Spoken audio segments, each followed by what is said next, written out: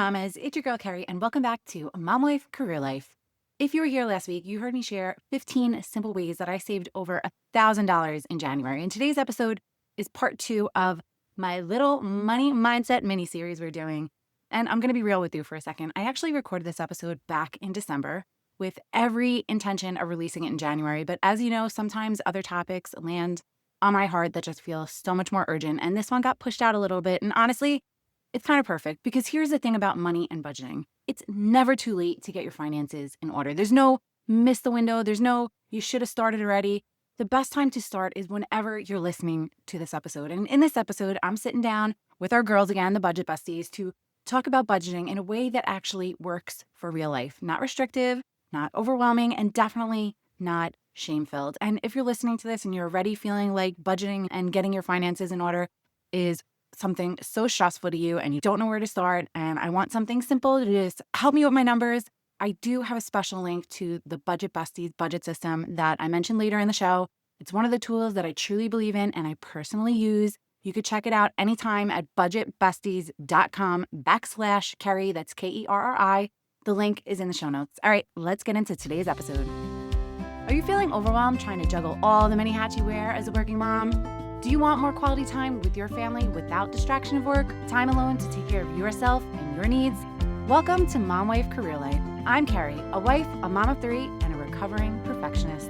In this podcast, I will teach you how to create balance in your life by implementing healthy habits, organizing your home and your schedule, being so intentional with your time and in your relationships, and most importantly, how to start putting your needs first because no one can pour from an empty cup. Grab that second cup of coffee, or if you're anything like me, your third. It's time to dive into today's episode of Mom Wife Career Life. Back with us today to talk about one of my favorite topics, budgets, are the budget besties. Shana and Vanessa are best friends and business partners who help women who make good money but somehow have nothing to show for it set up a budget system that actually supports their lifestyle and their goals. Yes, even those bougie ones. They're powerhouse speakers, master financial coaches, and co-hosts of the top number 1% globally ranked podcast, Financial Coaching for Women. And as 2 of the few people I know who genuinely love talking about budgets, Shana and Vanessa have a gift for making personal finances feel fun, judgment-free, and refreshingly simple. And you know I'm all about making things simple on this show.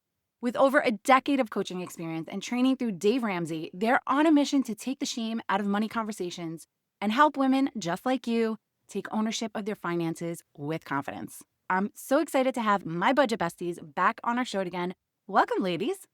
Thanks for having us. We're so excited to be here to talk about the B word again. We are repeat offenders, but it's okay. We're going to try to make it all nice and cozy and not scary at all about the B word.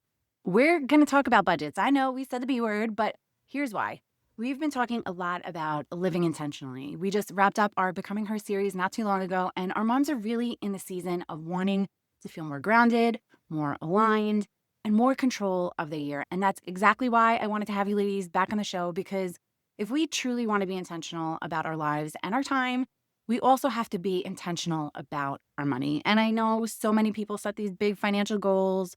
They want to save more, they want to pay off debt, they want to feel less stressed about money. But what often gets overlooked is all the spending that already happened, especially the stuff that quietly went on our credit cards and the holidays. I hope they forgot. They won't forget once those bills start rolling in. So let's talk about it. How do you actually dig yourself out of that Christmas hole and start feeling like you're back in control again, or actually gain control if you've never been in control? Well, where we like to start is just to let you know that if you feel like you have a holiday hangover from all your spending, it's normal. We know that, you're normal. You're not abnormal. It's fine. Don't feel any shame. We know that 28% of credit card users, like by the next October, are still trying to pay off that debt, right? That used it for Christmas. So you're not alone is the point there. Yeah, it's really just this shame off of you. Like, I know you can probably go through Christmas. Maybe you're like wincing every time you swipe the credit card. And then after Christmas, you're like, you feel the weight of it. But we want to release all that drama and just look at the data and go, okay, you know what? This is what happened. Now I'm going to make a plan to get out of it. And then how could I not go back into this feeling again? Yeah, like Vanessa said, the whole shame off of you is, credit cards are a modern day experiment, kind of like with the phone, like where we all know our kids shouldn't have phones, but still we gave them, and we know like we're doing this experiment to see, do we become better humans when we all have phones? No. No, we know we don't. It's the same with credit cards. Like, we're not taking pause to see if this is a good thing or not. It's just what we've been told. It's what we've been taught. It's what we've been handed in our mailboxes. And that's what we've taken. But what we know is, like, your great grandparents didn't have credit cards. Carrie, we've told your audience this before. They didn't have credit cards and they didn't have as much debt either. So it's weird how that works out. But the point is, nobody's taught you a better way. And we're going to talk about it today.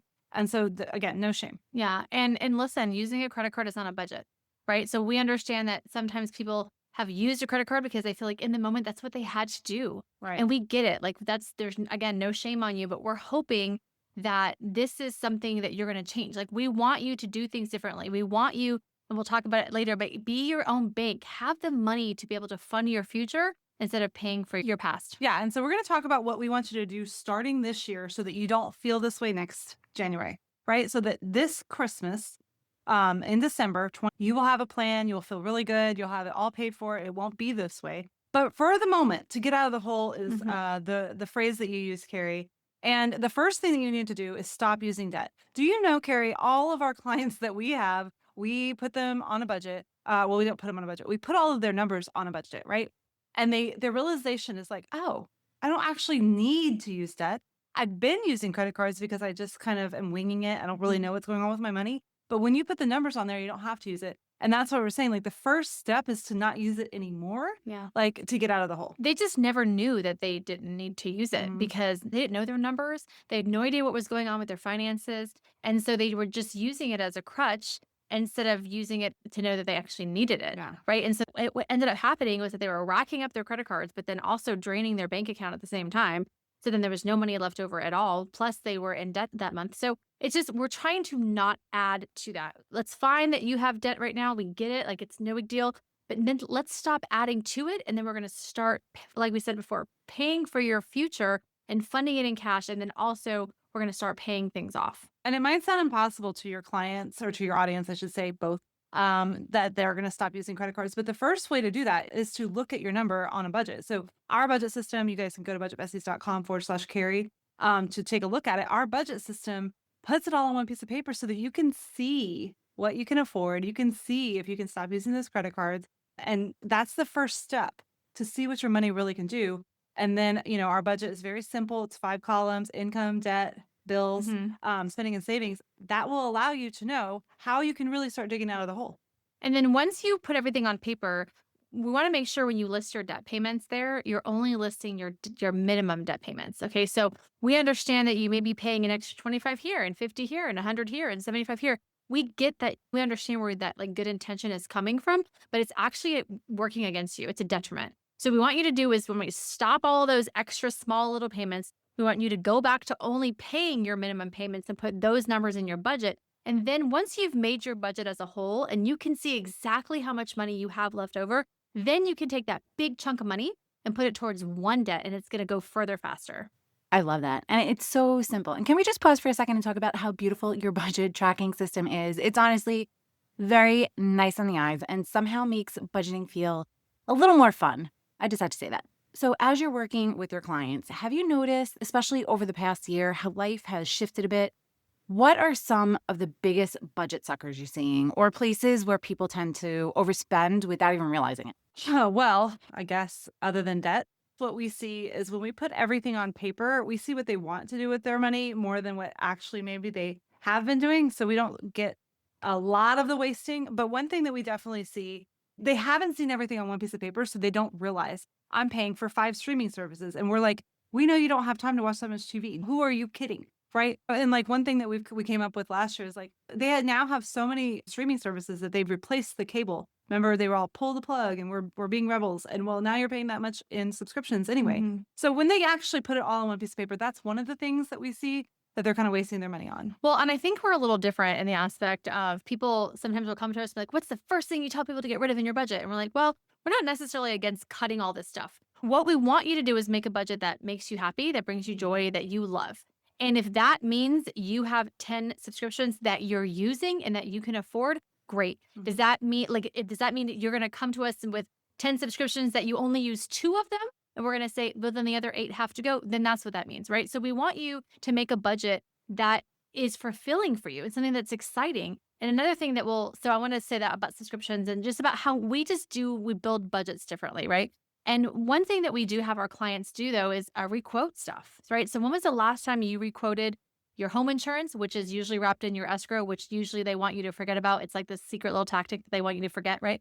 So when was the last time you requoted your home insurance, your auto insurance, your phone bill, your internet, things like that? Like there's so many things that you could look at that maybe you've been paying for years that you never thought about just calling to renegotiate.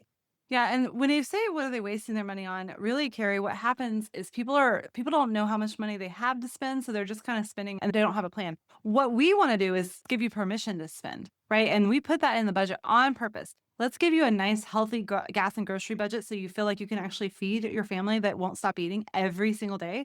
And let's give you a nice, healthy spending budget so you don't feel like I worked so hard. I have no money to spend on me. Let's put a kids line item in that budget so that when they come and surprise you with the field trip fee that's tomorrow or the SAT entrance exam that you forgot about, there is a way for you to pay for it without you scrambling.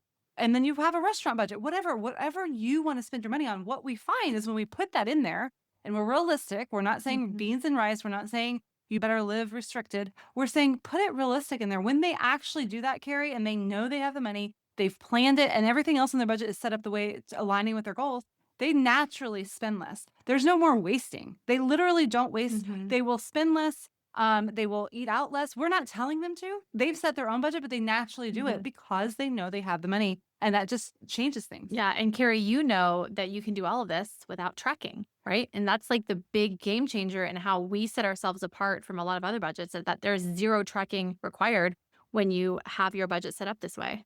Yeah, and I'll be completely honest, I was doing so great at the beginning of the year. We were so focused, we had a plan. I felt really proud of how intentional we were being. And then life happened, work got busy, schedules got crazy, we loosened up a bit, and we just weren't as focused. And then the last 2 months, Russ was like, I think we have to move money into our checking account. And I had to move it from my savings. And I'm talking about the account we don't look at, the one where a chunk of my paycheck just goes automatically. I set it and forget it. It's our little security blanket. And I'm thinking that this overspending might have had a little to do with our Amazon purchases. I'm totally more guilty than Ross. I've been really bad at Amazon. If you saw my living room right now, it's just box after box. So the one thing I said to him was, we need to actually sit down and look at our spending. And again, I'm more guilty of this than him, but it is a partnership because it's never just one thing. It's like something broke in the house. Okay, fine. We need to replace it. And it's usually something I'm going online or to Amazon to replace. And then while I'm looking around for what I actually need, it's like the shiny object appears. And suddenly I'm like, well, that looks like fun. Let me add it to my cart.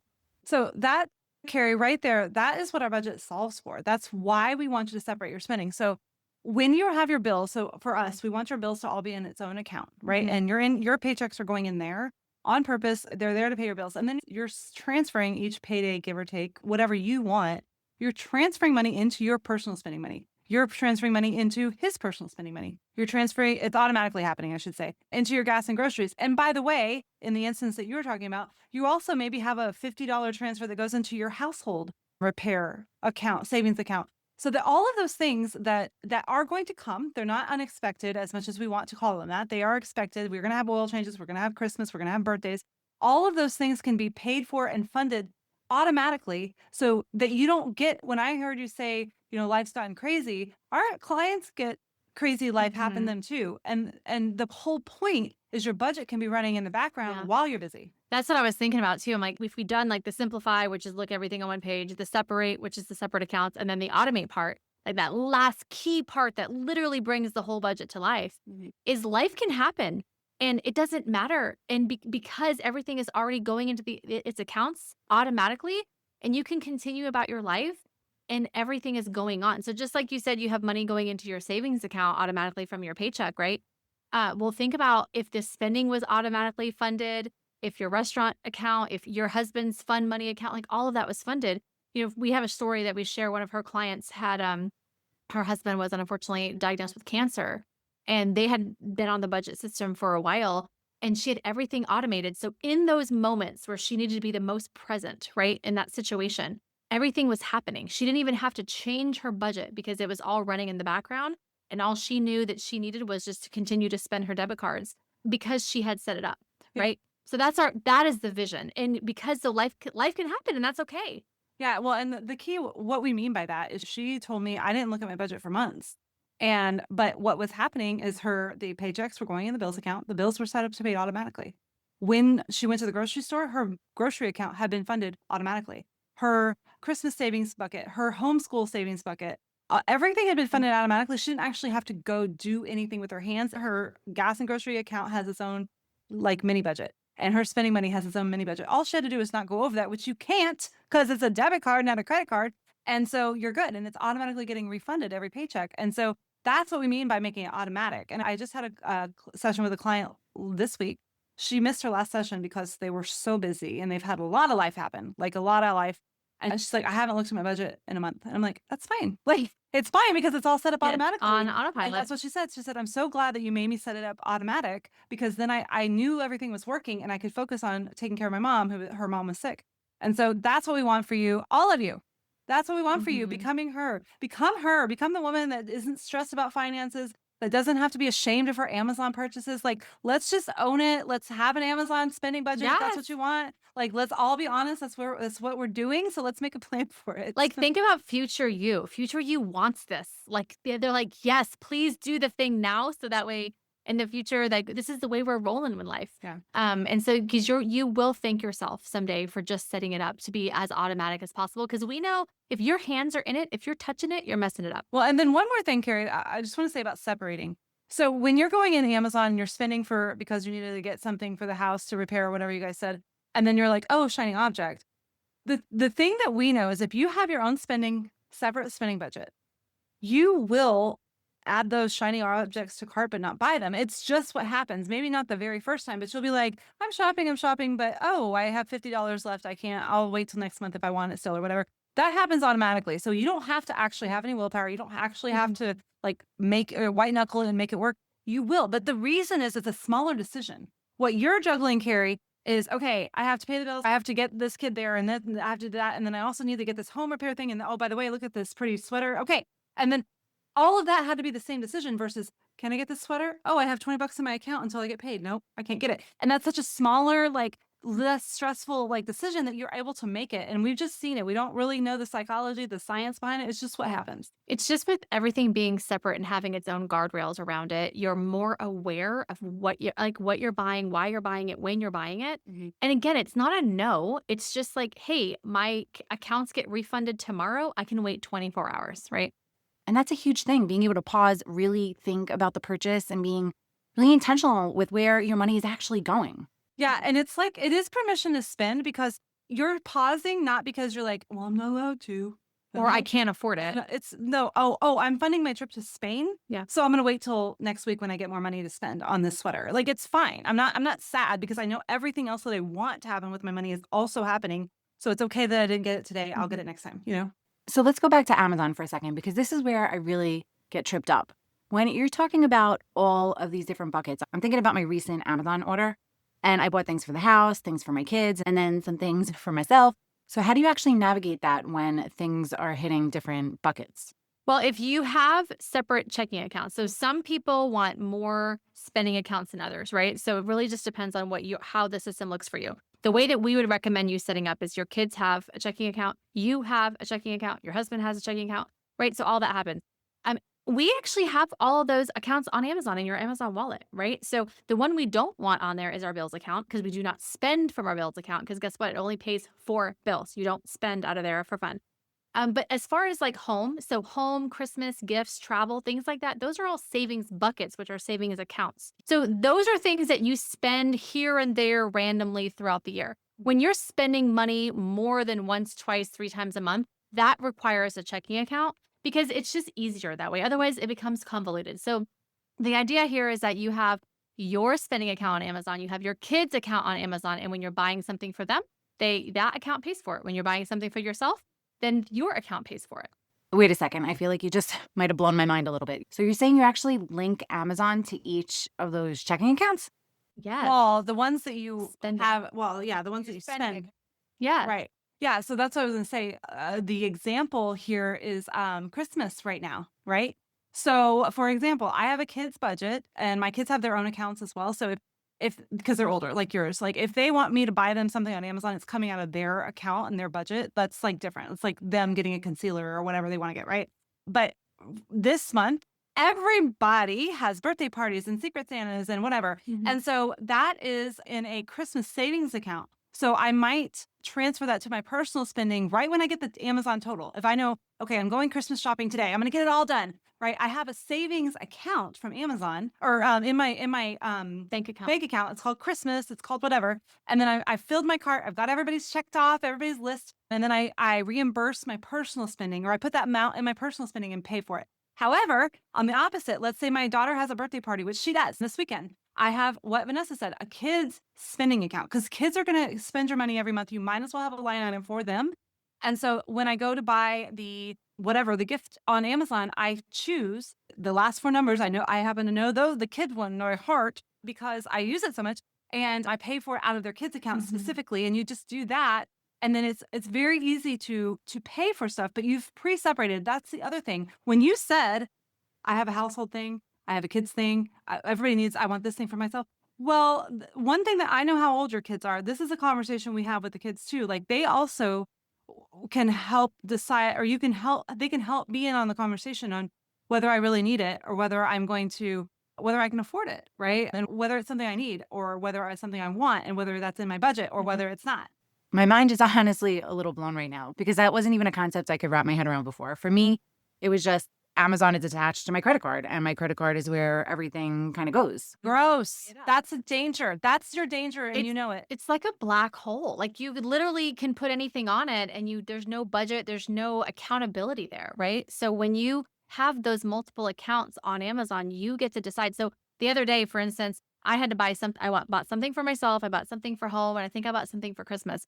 And I had 3 separate transactions that I did, right? So I did money for Christmas. I moved it over from the savings bucket over to spending, and I did that. And then I bought my thing for my kids, and that went from the kids' account. The thing for myself was from my account, right? So there were 3 separate transactions. But here's the thing is it's not much harder. It's just about being intentional. It just makes you pause for 30 seconds to organize your money, because your future self is definitely going to thank you when you know what the heck you spent all your money on. Well, and when you put it, so to Vanessa's point, when you're putting everything on a credit card, you're creating a problem for future year. That's when, your husband or you or whatever have this conversation, we have to pull from savings because we weren't being intentional. We were just spending. Versus, what did I say about a debit card? Was it right now I just said? I don't remember. We've been talking all day, Carrie. But there's only so much money in there. So you can't go over. It's forcing you. But again, it's not hard. Carrie, in the moment, you're like, okay, in my personal spending, I have $100. I can get the thing. Or, oh, I only have 50. I'll wait till next time. Instead of what other people do is either they do what you said, which is just put everything on credit and figure it out later. Or they're like, okay, wait, the rent got paid, but yet the cell phone bill hasn't been paid yet. But also I need to get groceries. I need at least a quarter tank of gas until the next paycheck. Okay, do I have enough money for the thing? How much is still in the account? And then they're like, oh, I don't care anymore. I'm just going to buy it anyway, and I'll figure it out later. And like those are all of that decision fatigue is what messes you up, what makes you spend more money than you really would have anyway. Versus you have this micro decision. And the kids too. We want you to put this on the kids. Like it's a micro decision. Do I want to go to this party or not? Because I only have $50 in a whole month, and this might take up the whole budget. And they can kind of make those decisions too. But it's a micro decision instead of all of the stuff that you have to figure out in order to see if I can figure out if I can afford the sweater. Well, and I want to say that too about the kids really quick is parents, bring your kids in on the money conversation. Like all of this weight doesn't have to be on your shoulders. You don't have to be the one deciding all this.